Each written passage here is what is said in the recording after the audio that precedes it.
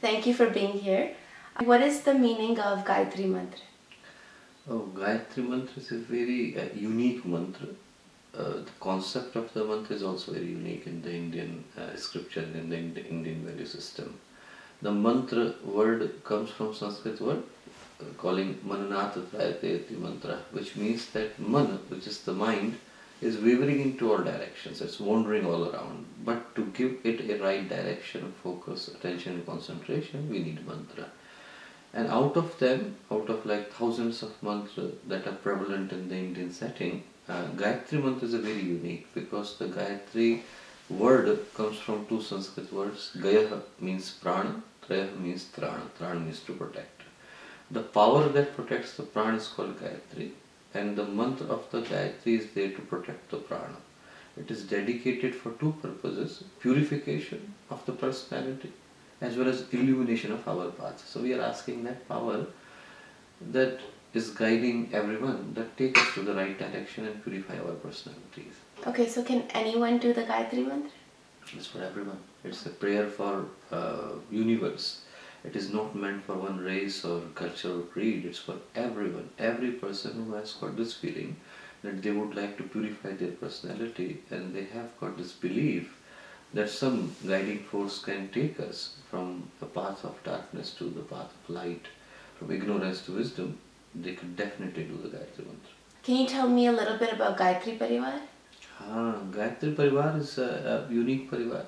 Of course, the name comes from having the practices of Gayatri in the center. But it was started by one of the most remarkable and groundbreaking scholars of India, Pandit Sri Sharma Acharya.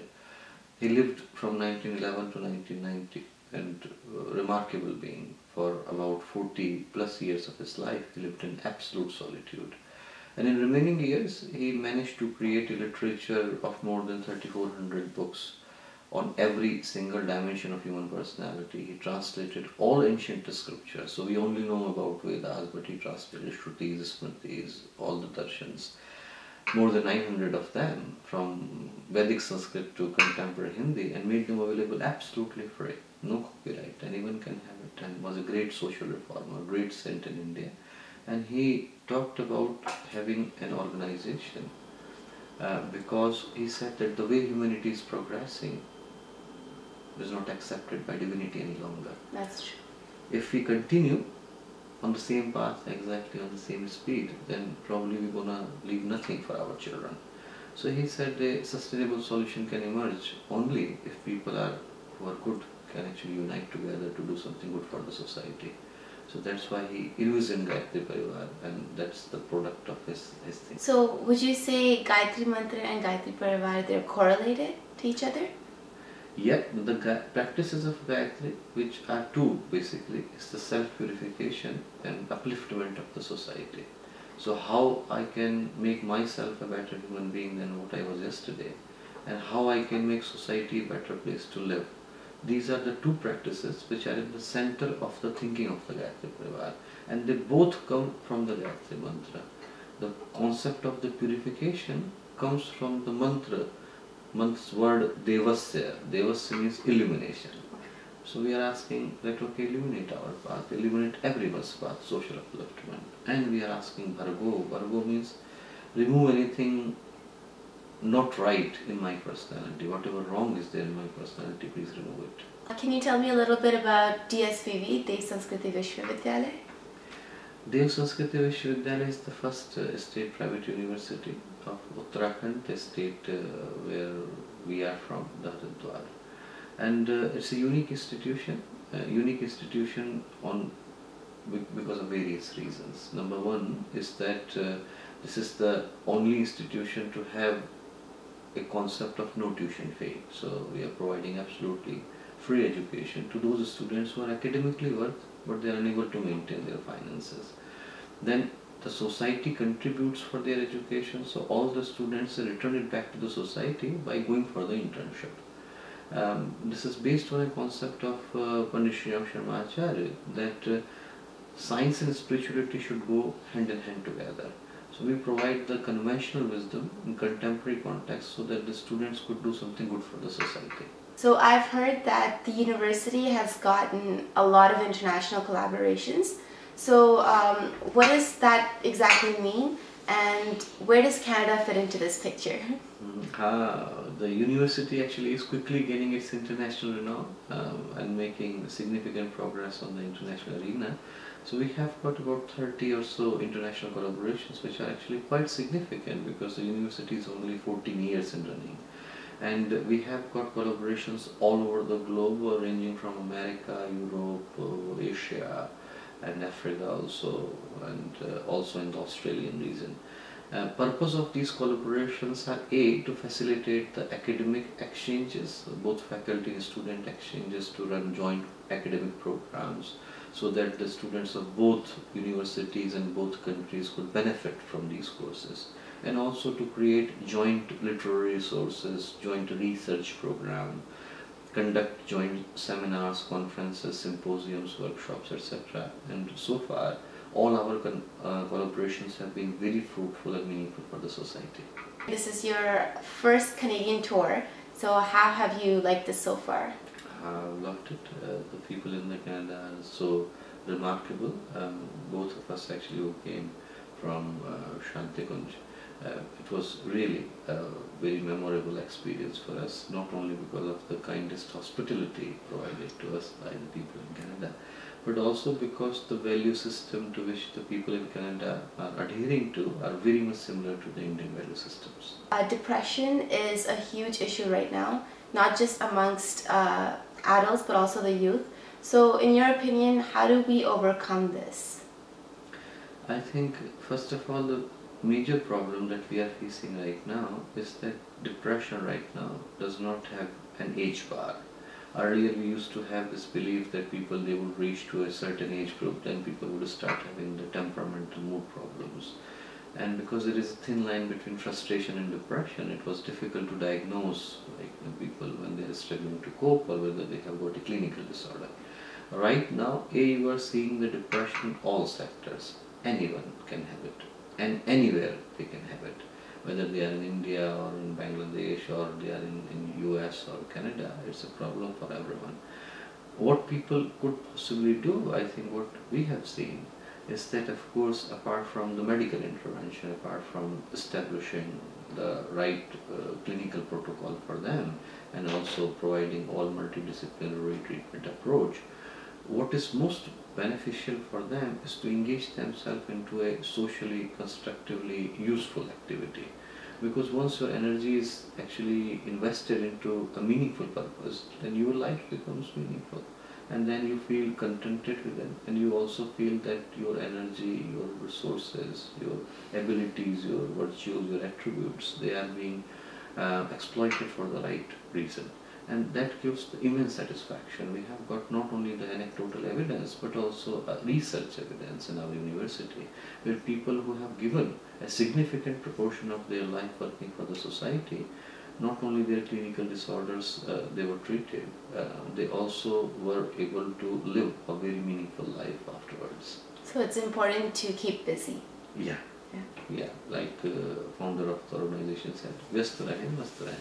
Keep yourself engaged and feel happy.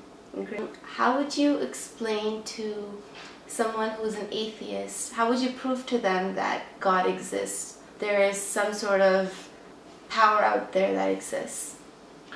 I don't think we really need to prove the existence of God, or neither God is asking for him or her to be proved.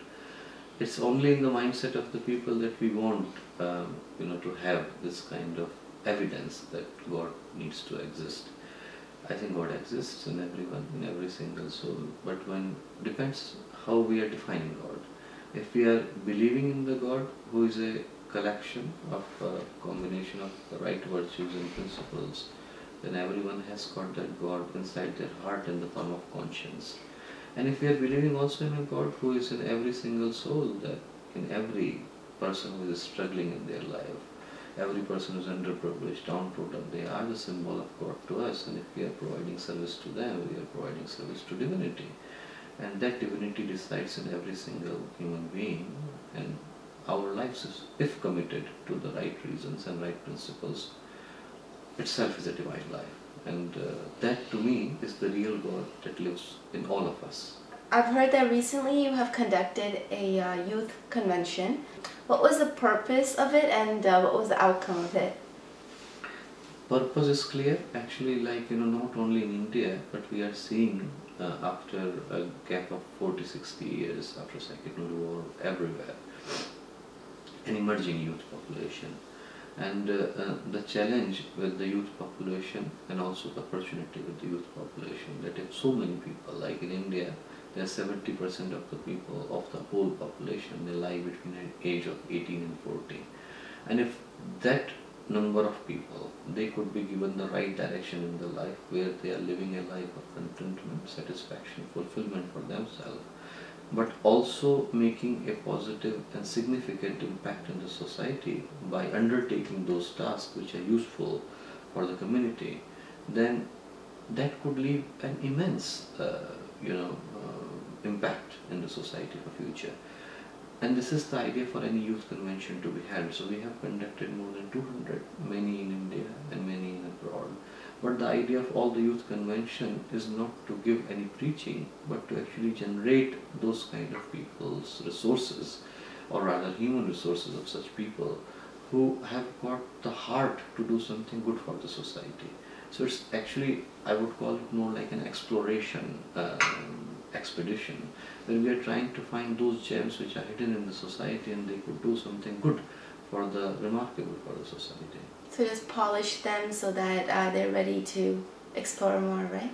Yeah, rather giving them the direction, because I don't think that anyone can do, anyone can polish other person. I myself need polished. But I think other people, what only thing we can do is that we can give them the right direction in the life, that we are here and we are here for a reason, and what can we do something meaningful, right, that would be good for the coming generation. Would you say that the biggest problem that youth face today is a lack of focus, lack of direction? Yeah, not only youth, I think everyone is facing the same problem, that the direction, the focus, and not only from the outside, we are also struggling to get the focus in the life from inside. Like you ask the people if they have got a purpose for the life, and most people, they are heavily engaged in their routine. They are working from 7 in the morning till 7 in the night, but they definitely don't have a meaningful purpose in the life, like they are making their living. But what we always say, that one should not be so much busy in making living that they forget to live. Right. So the idea is that, okay, life is not inside the career is inside the life, and whether we are doing something meaningful for the life is the question. So that focus needs to emerge from within the individual, so that they can also give the direction to the other people, and that seems to be the big problem, right? For everyone that's living here abroad, we come from India as well. How would you say we should balance these two worlds? Good question. I think when you're talking about the Indian values, what we really need to remember, that the values are not different anywhere. Values are values. We sometimes think that, okay, Indian values are different than other values. But basically, humanistic values are same everywhere, whether you go to India, whether you go anywhere else. And that's why whether you go to India or you go to Africa, people are equally revering Mahatma Gandhi, Martin Luther King, Nelson Mandela, Kagaba, because they are the symbol of universal humanistic values. And that's what Indian values also represent. What we need to find is an understanding in the setting like Canada. That in India there used to be a word, still a word, called Shastrarth. Shastra means scriptures, Arth means understanding, which is to reach to a contemporary understanding of the scriptures, depending upon place, time, circumstances, desh, kal, paristiti. And that's what we need to understand, that in the context of Canada, or in the context of US, or in the context of anywhere, even within the India, what could be the meaning of a particular value system given to us? And then it would be possible for anyone to follow them. I think that's where people lack in terms of implementing them. Value system is absolutely eternal, same as it was actually 5,000 years ago. It's going to be the same in 5,000 more years to come. However, at different times and intervals, how we interpret them depends upon us. When value system was created, there was no mobile phone and no internet. But how do we interpret that in the current setting? These are the questions that we need to ask ourselves as scholars, as also the follower of a particular tradition. A little bit controversial, but why is drinking frowned upon in the Indian community, whereas you see a lot of religions that use it as a common practice? I think first of all, it's not related to the religion as such. The concept that is frowned upon in the Indian setting is actually losing your consciousness so much that you are unable to make a decision about yourself. The practices that were abhorred or actually not liked was that after drinking alcohol, the consequences of the alcohol, like domestic violence, abuse and all other problems that led to such problems after that, they were the reason. So whenever you read the scriptures, you will find that all the social problems, all the consequences of these drinking habits and other things, they were frowned upon. I'm not sure about the other religions and whatever actually is said in the other religions, but I can say that here in our setting, the major issue was of course the dealing with social consequences, also not numbing your personality so much that you forget what is the direction of the life. Do you believe that God has paired up two people together to be destined for marriage? Good question. In Shiva Sutra, a story comes, I will tell you.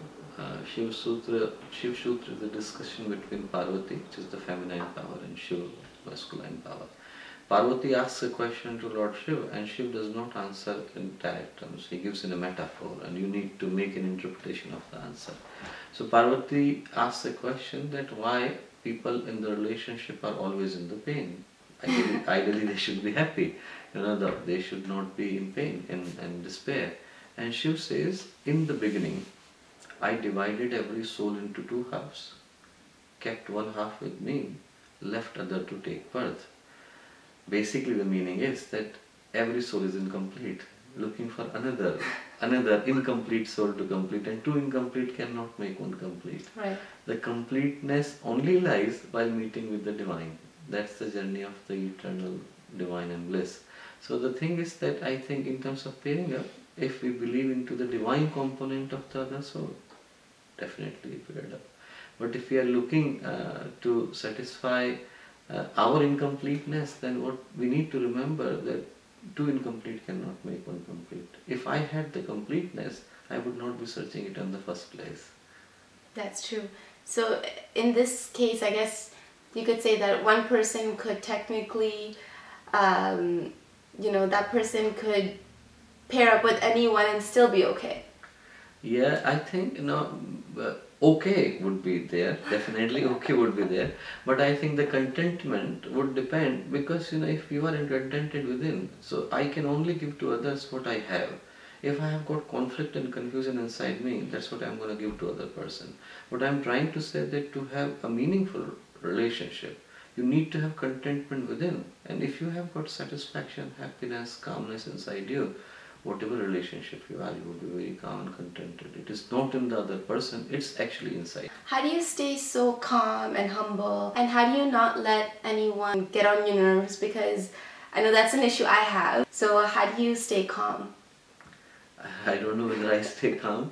I think, I think, first of all, you need to understand, we communicate with the other people, not to listen to them, but to say what we want. But we start actually listening to the people because what they are trying to communicate, half of the problems are solved. Because many times, only by listening to the people, you feel calm. And many times actually the people are anxious and panicky because they think that what they wanted to communicate, they were unable to communicate. And easily, when you are able to understand them, and when I think that I was able to communicate what I wanted to communicate, both are calm. And in addition to that, I think most of the people, they are angry and they are frustrated and they are upset because there is no port for them to share and vent their emotions and as well as the sentiments. Once people feel contented, they are the best people in the world. So I think, first of all, I've never been a very anxious person. I've always been calm and I'm very happy the way I am. And probably it's going to be like that in the future too. And at the same time, I think that when it comes down to communicating with the people, we need to understand them rather than trying to say what we want to say. So if we bombard them with information and too many things, it becomes a challenge for them to assimilate. If we're ready to listen to them, they're ready to listen to us. Thank you so much for your time. That was amazing.